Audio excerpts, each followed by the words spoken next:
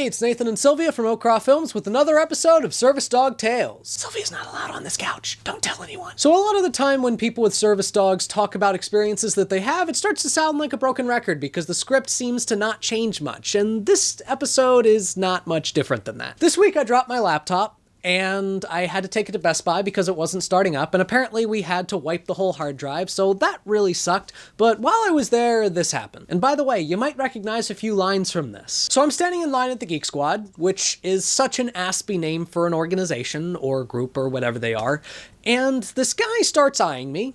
And he does that thing where he kind of looks at the dog, looks at me, looks at the dog, looks at me, trying to find some kind of disability. And as we've talked about before, for a lot of people, autism is an invisible disability, so he wasn't able to find anything. So he asks me, "Is that a real service dog?" Yup. Look, I understand that some people use fake service dogs, but she was not misbehaving at the time. She was being a good dog. That question was not warranted. But as usual, I tried to stay polite as possible, so I just said, "Yep. She's legit." "Oh, is it yours?" "No, I'm just holding her for a friend." Sarcasm alert. Now, there are some cases in which someone other than the person with the disability has to hold the dog, and Sylvia's been trained to be handled by people other than me and still act like a service dog. However, this question can be very awkward for service dog handlers because it puts us in the position in which we feel forced to disclose our disability or risk having our legitimacy as service dog handlers questioned. Nope, she's my service dog. But it's just, you don't appear to be blind. Good observation. Neither do you. Different disability. Service dogs aren't just for blind people. "Oh, but you seem just fine." "That's because of the service dog." "Well, I'm actually autistic, so that's what she helps me with." At this point, I was next in the Geek Squad line, so I went ahead and cut the conversation short. One thing that you might notice from this interaction is that it is very close to the script from the first episode of Service Dog Tales that I uploaded. And that's what this comes down to. The fact that the script hasn't changed yet. Again, I don't think that this guy had bad intentions. These questions very likely came from a genuine place of curiosity. And I'm someone that doesn't mind answering questions, so it was okay in my situation. But not everybody's comfortable answering those questions everywhere they go, and they shouldn't be forced to. Sometimes I'm not even comfortable in certain situations.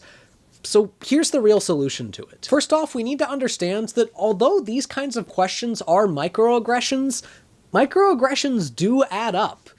And that's the real problem with them. If it was just one person asking these questions at one point in our life, then it wouldn't be a problem.